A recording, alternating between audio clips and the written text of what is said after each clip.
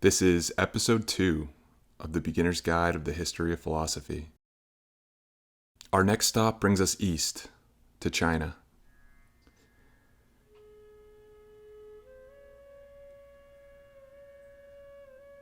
In the 6th century BCE, China moved toward a state of internal warfare as the ruling Zhou dynasty disintegrated.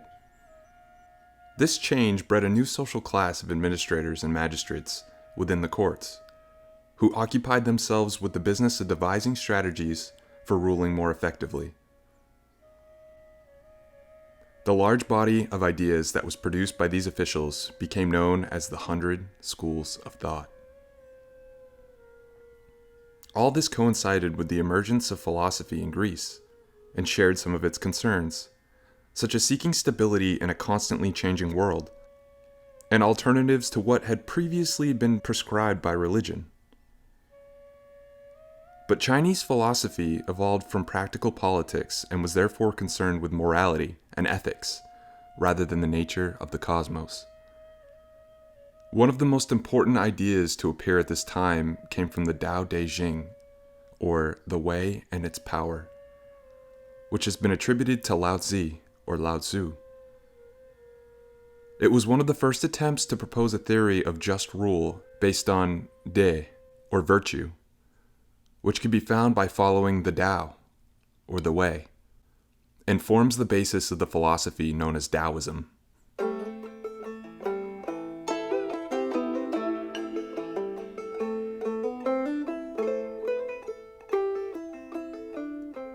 Very little is known for certain about the author of the Dao de Jing, who is traditionally assumed to be Lao Tzu.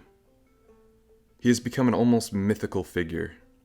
It's even been suggested that the book was not by Lao Tzu, but is in fact a compilation of sayings by a number of scholars.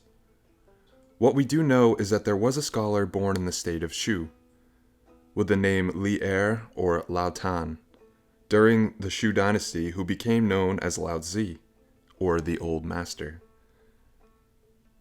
Several texts indicate that he was the archivist at the Zhou court, and that Confucius consulted him on rituals and ceremonies. Legend states that Lao Tzu left the court as the Zhou dynasty declined, and journeyed west in search of solitude. As he was about to cross the border, one of the guards recognized him and asked for a record of his accumulated wisdom. Lao Tzu then wrote the Dao de Jing for him, and then continued on his way, never to be seen again.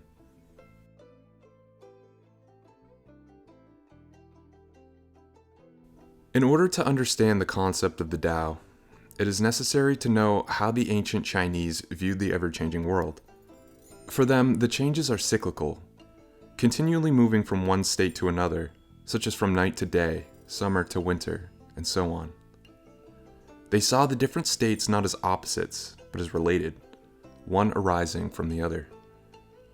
These states also possess complementary properties that together make up an actual whole. The process of change is seen as an expression of Tao, and leads to the 10,000 manifestations that make up the world.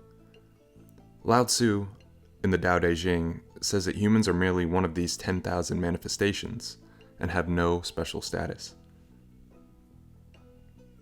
But because of our desire and free will, we can stray from the Tao and disturb the world's harmonious balance. To live a virtuous life means acting in accordance with the Tao.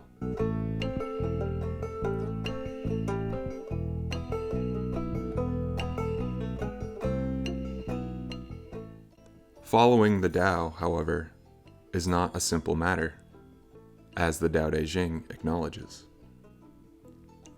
The Tao that can be told is not the eternal Tao.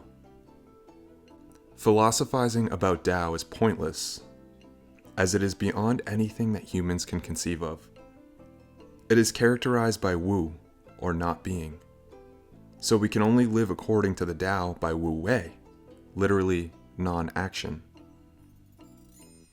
By this, Lao Tzu did not mean not doing, as in sitting around your house all day on the floor, but meant more as acting in accordance with the natural world, spontaneously and intuitively. That in turn entails acting without desire, ambition, or recourse to social conventions.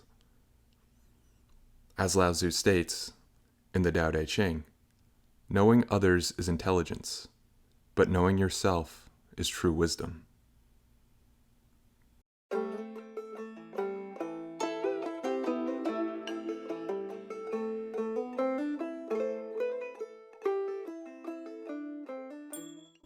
For a little bit of prior historical context, from around 1600 to 1046 BCE, during the Shang dynasty, people believed fate is controlled by deities and practice ancestor worship.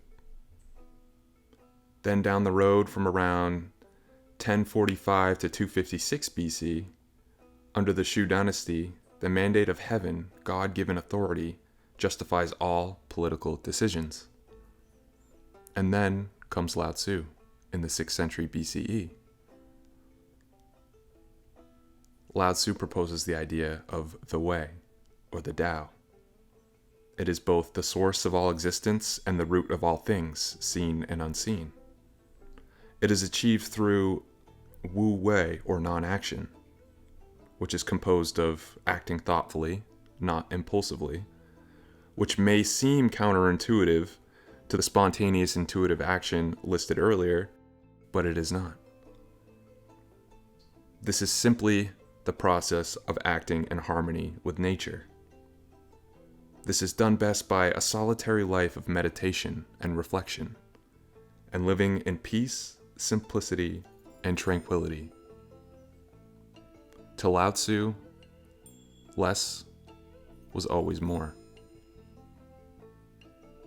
This had to do with cultural action, personal action, but most importantly, ecological action.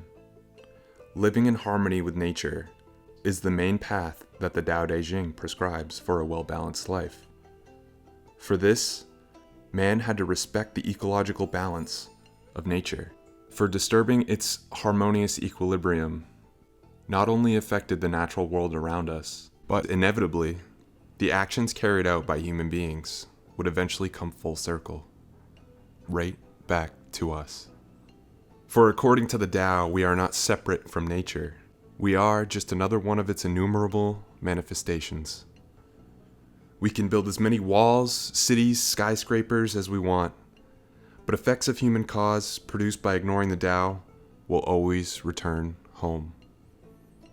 The Tao, in a way, to Lao Tzu, was like a directionless river, and this was his warning: swim upstream at your own peril.